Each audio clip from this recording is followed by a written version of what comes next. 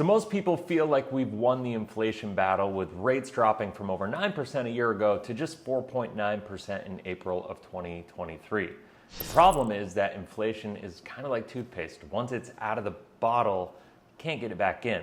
Now here's the reality of inflation. The Federal Reserve has a target rate of inflation set for 2%.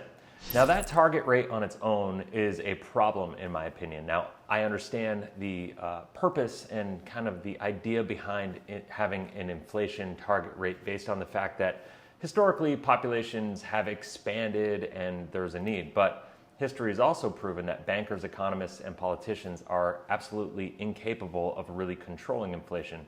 If anything, their policies actually worsen it. So let's take a look at how inflation actually works. I want to give you a formula that's going to help you. It's a simple formula called the Rule of 72. So this formula will tell you how long it will take for something to double based on the rate in which it is growing. In the investing world, they use this to figure out how long it'll take for your money to double, right? Let me give you the formula real quick. Just take the number 72 and divide it by the rate in which your money is growing. That will tell you how long it's going to take for your money to double. For example, if I have $100,000 and I'm earning 6% on that money, I take 72, I divide it by 6, and that equals 12. That means $100,000 will grow to $200,000 in 12 years if I earned 6% every year. Now, of course, those numbers work in a vacuum. It assumes no negative years, and it's likely not to work out exactly as I put it there, but it certainly gives you some insight into how your money will grow with certain assumptions in mind. So now let's talk about how the Rule of 72 works when it comes to inflation. You take that 72 and you divide it by the inflation rate, the same as you would for any investment. The only difference here is this number is working against you. Why? Because this formula is not showing you how long it'll take for your investment to double, but how much more money you're going to need to earn simply to maintain your standard of living. Let's use a scenario. Let's say you're earning $100,000 currently. At the current rate of inflation in April of 2023 of 4.9%, you'll need to be earning $200,000 14 years from now simply to maintain your standard of living. Put it more clearly, the $200,000 in 14 years will be worth what $100,000 is worth today. It's not going to be getting you ahead.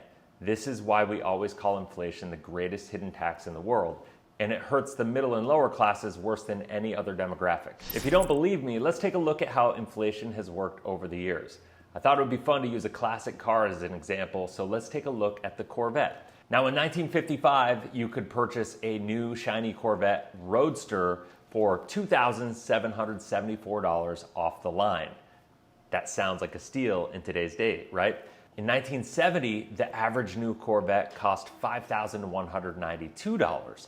By 1980, the price of a Corvette had jumped all the way to $14,345. Inflation was higher in the 1970s, as you can see, and that's why the price almost tripled. In 1990, the base price jumped all the way to $31,979. Now the price doubled in that decade because once again, inflation was higher in the 80s than a typical period of our economies. In the year 2000, the price of a Corvette was $39,280. Now inflation tapered a little bit in the 90s, it slowed down, but it was still a little higher than normal. In 2010, the base cost of a Corvette was around $56,000, and in 2020, the base cost was about $61,900. You can see that the price went up more slowly due to the lower rate of inflation from 2010 to 2020. Now, this isn't all about the Corvette, obviously, but I just thought the Corvette was a classic or iconic symbol that people could relate to. To put it into context, from 1955 to 2020, the price of a Corvette jumped over 22 times in price.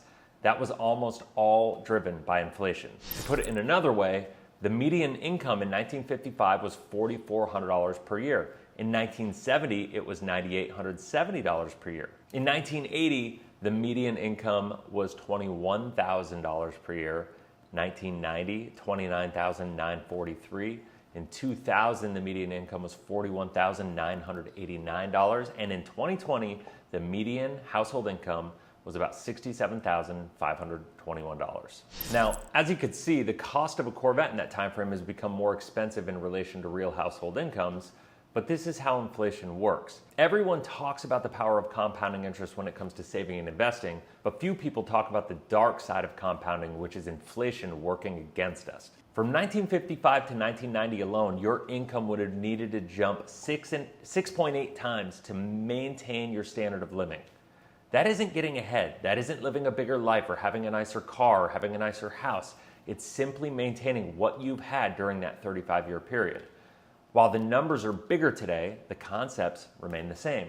A 30-year-old earning $50,000 will need to be earning $340,000 in 35 years to retire at 65 simply to maintain their standard of living.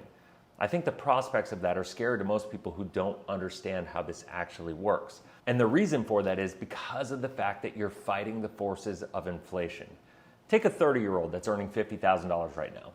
Financial advisors would get him or her excited about the prospects of investing and having $1 million in retirement, or maybe $1.5 million by the time you go to retire.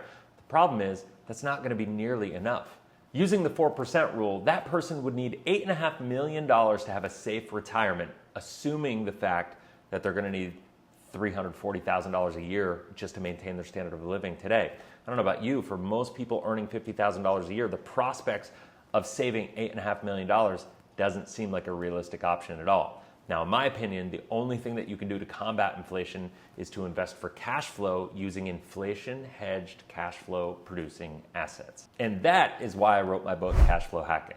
If you want to learn the secrets of investing for cash flow, if you want to learn how to make inflation work for you and not against you, and if you want to reach financial freedom in 10 to 15 years instead of 30 or 35 years, then you need to make sure you get this book. Now, you can get Cashflow Hacking by going to Amazon, searching for Cashflow Hacking. You can get it for $24, or you can get it for free by clicking on the link in the description below.